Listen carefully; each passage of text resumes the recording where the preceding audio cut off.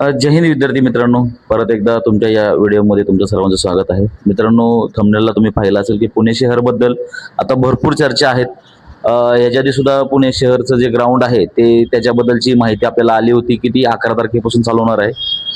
आता सध्याला मार्केटमध्ये आता ही अफवा आहे की खरीच माहिती की 17 तारखेपासून चालू होणार आहे, म्हणून की ग्राउंडची तारीख ही 17 तारीख आहे. 17 तारखे भरपूर ठिकाणी त्याचा बोलबाला आहे, पण ऑनलाईन किंवा कोणत्याही प्रकारचं परिपत्रक आणि कोणत्याच ठिकाणी काही भेटलेलं नाहीये. फक्त एवढंच आहे की तोंडी भरपूर ठिकाणी सांगण्यात आलेलं आहे की 17 तारीख ही ग्राउंड होणार आहे म्हणून. तशी तयारी पण चालू आहे. तरी सुद्धा मित्रांनो, ज्यांनी कोणी पुणे शहरला फॉर्म भरलेला आहे त्यांनी 17 तारीख डोक्यात धरूनच प्रॅक्टिसला सुरुवात करा. मी तर म्हणतो 17 तारीख डोक्यात धरून प्रॅक्टिस करण्यापेक्षा तुम्ही 11 तारीख डोक्यात धरूनच प्रॅक्टिस करा, जेणेकरून तुम्हाला त्या गोष्टीचं अजिबात टेन्शन राहणार नाही.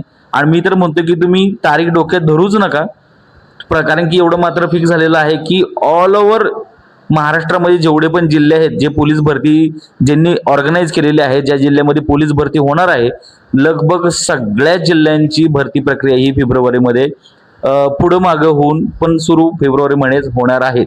म्हणजे साधारणतः 11 तारखेपासून ते पुढच्या 25-26 तारखेपर्यंत लगभग सगळ्याच जिल्ह्यांची भरती प्रक्रिया ही राबवण्यात येणार आहे. त्याच्यामध्ये SRPF असेल, चालक असेल किंवा जनरल असेल, या सगळ्यांची जी भरती आहे ती या पुढच्या 11 तारखेच्या नंतर सुरू होणार आहे. पुणे शहर सुद्धा मे बी 17 तारीख सगळेजण म्हणत आहेत, पण त्या हिशोबात चालू नका. तुम्ही 11 तारीख धरूनच चाला, जेणेकरून तुम्हाला जास्त कमी वेळामध्ये जास्त तुम्हाला इव्हेंटकडे आणि लक्ष द्यायला वेळ मिळेल.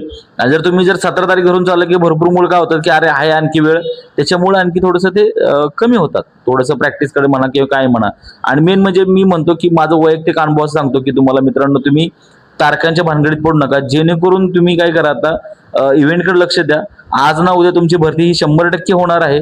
एवढं फक्त आहे की पहिल्यांदा चालक आहे की पहिल्यांदा हे जनरल आहे. तर मित्रांनो, माहितीनुसार तर पहिल्यांदा जनरलचीच भरती होणार आहे, चालकची भरती त्याच्यानंतर होणार आहे.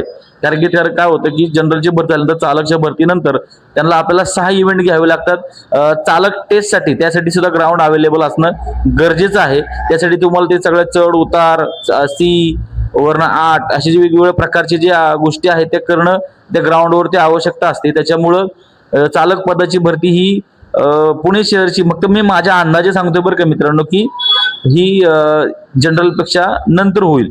त्याच्यामुळे कुणी पुणे शहरला फॉर्म भरला असेल तर मित्रांनो, त्यासाठी खूप महत्त्वाची अपडेट आहे की 17 तारखेपर्यंत तुमचं ग्राउंड हे चालू होणारच आहे. त्याच्यामुळं गाफील राहू नका. सगळ्यांना हॉल तिकीट हे मिळून जाईल. हॉल तिकीट कसं काढायचं त्याबद्दलचा व्हिडिओ मी लवकरच अपलोड करेन. त्याच्यामुळे टेन्शन घेऊ नका. अभ्यासाकडे आणि फिजिकलकडे लक्ष द्या.